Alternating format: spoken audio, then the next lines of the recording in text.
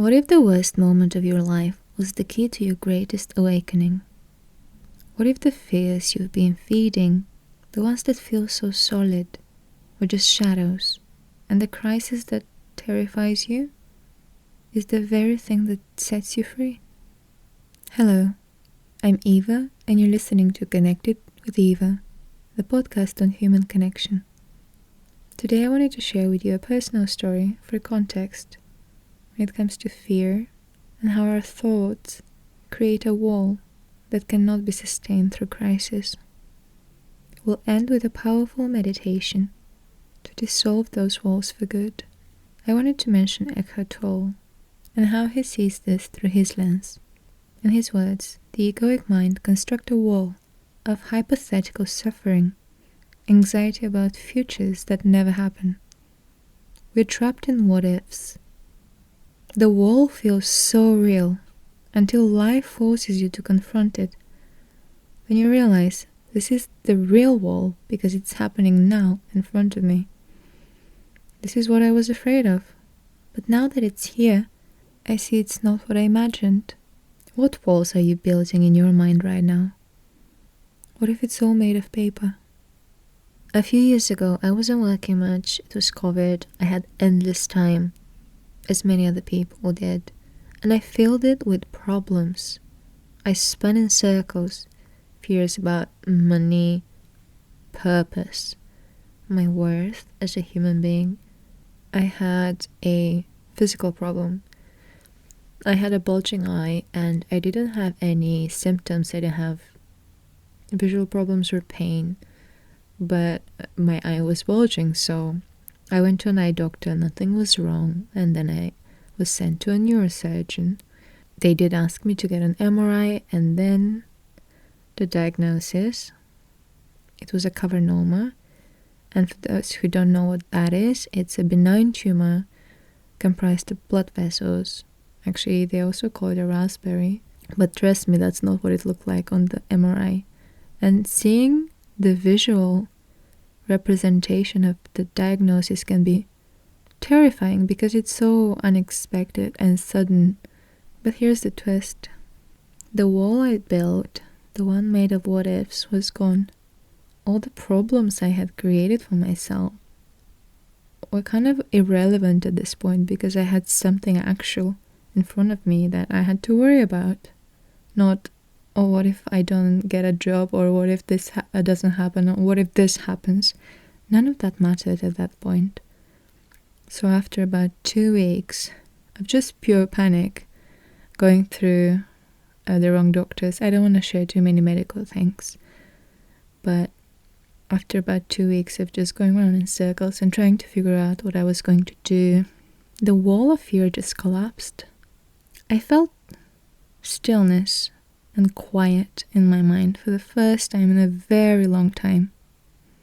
I was like, this is what I'm afraid of, and it's here. It's actually here. There's nothing to worry about at this point. And I woke up one morning thinking, I'm still here, and I will be here, and I actually feel good. And I felt better than I'd felt in a very long time. The illusion of the wall, that very, very real feeling wall that I'd created, was gone. The thing about pain is that it forces presence. The ego's stories collapse under real pressure.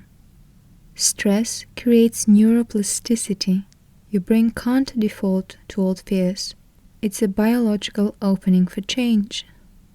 So I remember sitting at this hotel lobby and just being full of joy and anticipation of what the future would hold. And that's not to say that I didn't realize I had something real going on and I wasn't still worrying about it in a way, but that worry was at the back of my mind rather than at the forefront.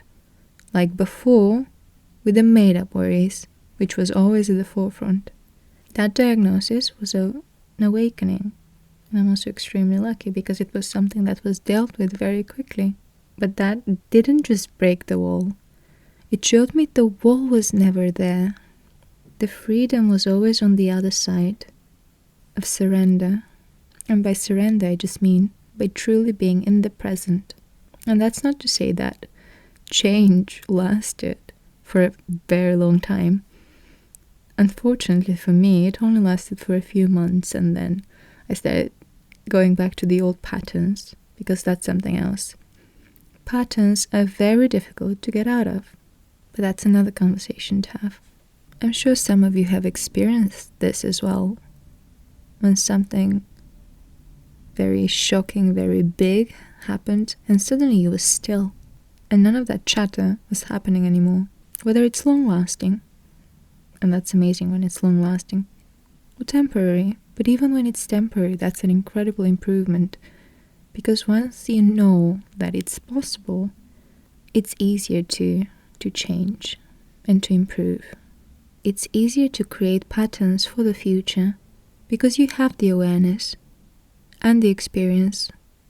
It's not like when somebody tells you, you should believe this because I'm telling you to do that, or I'm telling you so.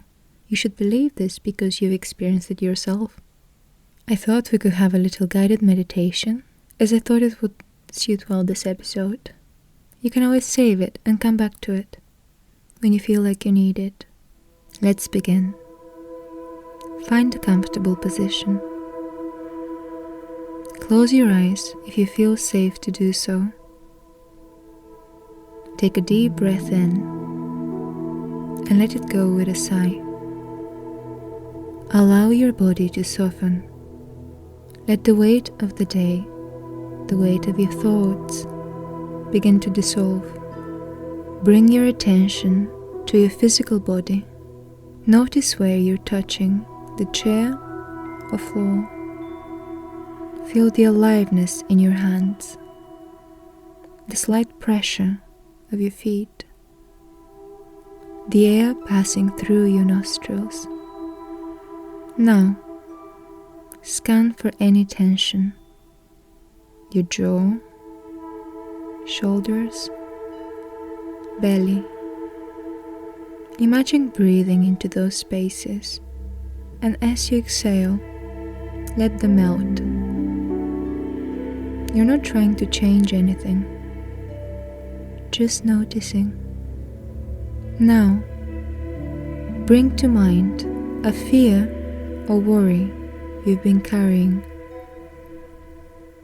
Maybe it's about health, money, a relationship. See it as a wall in front of you. Notice its texture. Is it thick or thin? Rough or smooth? This wall feels solid, real. But now, imagine placing your hand against it and feeling it begin to dissolve under your touch, like mist, like smoke. Watch it as it becomes transparent, then vanishes. Behind it, there is only space, open, clear, peaceful. This is what was here all along. The wall was never solid. It was made of thoughts. Now, feel what's left in the absence of the wall. A lightness, a quiet joy. This is the truth behind the fear. Imagine this joy as a light in your chest. With every breath, it grows bigger. It fills your body and your mind. This is who you are without the story. Now, picture yourself stepping forward into the space where the wall once stood. How does it feel to move freely? To know the fear was never real. Place one hand over your heart. Feel its rhythm. This is your anchor. the aliveness of now. Silently repeat, I am here. I am free. Let these words sink into yourselves. Take one more deep breath. And when you're ready, gently open your eyes.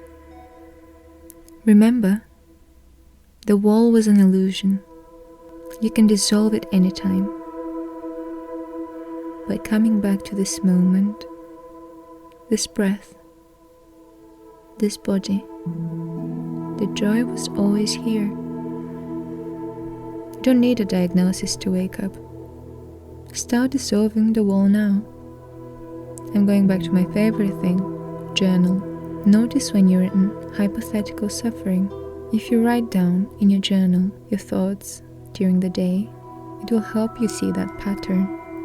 Become thoughts aware. Meditate. And it doesn't necessarily need to be a guided meditation. I feel like meditation could be walking, cooking, as long as you're mindful and present. Share your experiences with the fictional wall. I hope you enjoyed this episode. Thank you. Until next time.